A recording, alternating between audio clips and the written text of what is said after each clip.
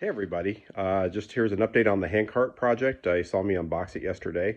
I took it apart today, took about an hour and a half, spent about an hour and 5 minutes on most of it, and then 25 minutes on a bolt that was just not cooperating. So anyway, let's take a look here at the cart and see what's going on. So as you can see, here are the wheels.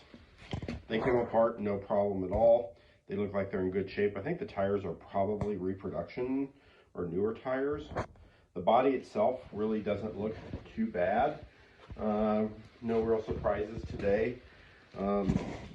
As you can see, this is kind of weird. It's got some sort of a finish or something on here, which I'm going to sand that. I believe this rear panel has been replaced at some point. And notice there's a slight difference in height here, which does not exist on my other cart right here. Also, you can kind of see the extra weld material that's on there. And again, here's these cross pieces that are just not, they probably just need to be replaced. Again, these are just spot welded here and here, and you just, I think I can just pull those out and then add new ones. So here's the axle. Axle is really not in bad shape. There's some really nice, good red grease on there, which means it's been greased, taken care of recently. One thing I am noticing is this. There is a patch here in the middle. My guess is it was somehow torched and put back together. It seems like it's pretty straight.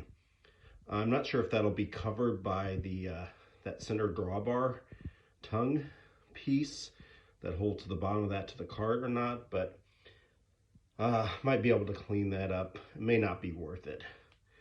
If it's structurally strong and it's on the underside of the cart, we'll see.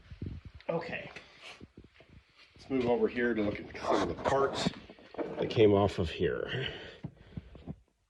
Okay, the way that you remove the wheels is you go to the dust covers. Here you pull these off. There's 3 screws. These are the screws right here. They're just a flathead screw. Some of them were missing washers. So you unscrew those, and then these seals are there. And like my last handcart project, these are in bad shape. I actually made a replacement for one of them on my last project out of a manila file folder, and I'll probably end up doing that also with both of these. These are just not, these are pretty brittle and probably don't do a lot of good. It's not like this is subjected to a lot of heat and things like that, unless you plan on towing it behind a Jeep or something like that, which I would never do. So once you do that, then the next step is removing these nuts. I just had a big wrench, I think it's 1.25 inches, and just spin that off, and then this is sitting on here, this washer, and there's a little dot on here, a little post. So I just took a screwdriver and slowly worked that off of the spindle, and then these just came right off. And then once I did that, then the wheels just came off. Okay. And then the rest of this was just, these are the bolts that hold on the axle. One of these took me 20 minutes. It was being not so cooperative with me. It's probably this one right here, this bad boy. But notice that these are a castle design. You can see the indentations there. They actually get a lot easier to remove once you get past that part there at the top. It seemed like they came off a lot easier once that was off the threads. So anyway, there's 3 shorter ones, more like this length, and these are the ones that are vertical, that hold the top of the axle on there. There's 3 of these, and those are 1/2 inch. All these are 1/2 inch, and they're also got a standard Phillips head on the top. If you can actually get something in there, they're pretty shallow. So get those 3 off, and then there's 2 on each side that are horizontal.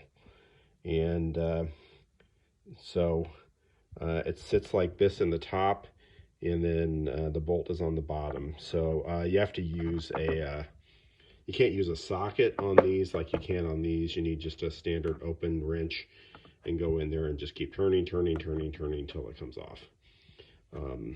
So like I say, all these came off fairly easy minus this one, and that one took a lot of effort. So probably going to soak this one, see if I can clean up the threads a little bit.